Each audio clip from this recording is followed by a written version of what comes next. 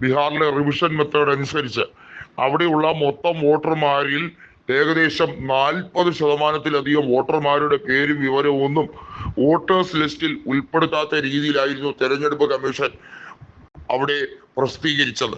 എന്നാൽ അതിലാണ് ഇപ്പോൾ അത് ചുരുങ്ങിക്കൊണ്ട് 65 ലക്ഷത്തിലേക്ക് ഒതുങ്ങിയിരിക്കുന്നത്. ഈ 65 ലക്ഷം വോട്ടുകളെല്ലാം കള്ള വോട്ടുകളാണെന്നാണ് BJP നേതൃത്വം പറയുന്നത്. BJP കൃത്യമായി പറയുന്നു, ഇവിടെ വോട്ടിരട്ടിപ്പുണ്ട്.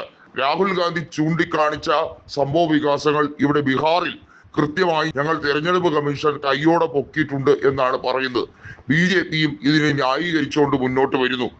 നോക്കുക, തെരഞ്ഞെടുപ്പ് കമ്മീഷന്റെയും BJPയുടെയും നയം ഒന്ന് തന്നെ.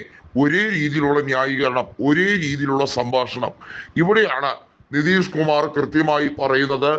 നിതീഷ് കുമാറിന്റെ കാര്യങ്ങൾ മനസ്സിലായിരിക്കുന്നു. ഐക്യ ജനതാദൾ MP മാർ കൃത്യമായി തന്നെ അവർ പറഞ്ഞു, മഹാഗഡ്ബന്ധനുമായി ചേരുന്നതാണ് നല്ലത്, ശരിയുടെ പക്ഷത്ത് നിൽക്കുന്നതാണ് നല്ലത്. 4 വോട്ടിന് വേണ്ടിയും അധികാരം താൽക്കാലികമായി നിലനിർത്തുന്നതിന് വേണ്ടിയും എന്ത് അപമാനവും സഹിച്ച് NDA ക്യാമ്പിൽ തുടർന്നാൽ സ്വന്തം അസ്തിത്വം വരെ ഇല്ലാതാകും. അത് ഇളകി മറിയുന്ന സാഹചര്യമാണ് ഇപ്പോൾ ഉള്ളത്. ലാലു പ്രസാദ് യാദവ് ഒരു കാര്യം കൂടി സൂചിപ്പിച്ചിരിക്കുകയാണ്. ബീഹാറിൽ ഈ നിയമസഭാ തെരഞ്ഞെടുപ്പ് നടന്നാൽ ജനാധിപത്യ രീതിയിലെ എല്ലാ തകർച്ചയിലേക്കും വഴിയൊരുക്കും. ബീഹാർ ജനതയെ മുഴുവൻ കബളിപ്പിക്കുകയാണ്. അവിടെയുള്ള 65 ലക്ഷം വോട്ടർമാർ അവർ അന്യ സംസ്ഥാനത്തും മറ്റുമൊക്കെയായി ജോലി ചെയ്യുന്നവരായതുകൊണ്ട് തന്നെ അവർ മറ്റ് സംസ്ഥാനങ്ങളിലും വോട്ടർ പട്ടികയിൽ കയറിപ്പറ്റിയിട്ടുണ്ട് എന്നൊക്കെയുള്ള തൊടിന്യായങ്ങളാണ് തെരഞ്ഞെടുപ്പ് കമ്മീഷൻ പറയുന്നത്. ബീഹാറിൽ BJP സ്ഥാനാർത്ഥികൾ മത്സരിക്കുന്ന നിയമസഭാ സീറ്റുകളിൽ പ്രത്യേകമായിട്ടുള്ള നടപടിക്രമങ്ങളാണ് തെരഞ്ഞെടുപ്പ് കമ്മീഷൻ നടത്തുന്നത്.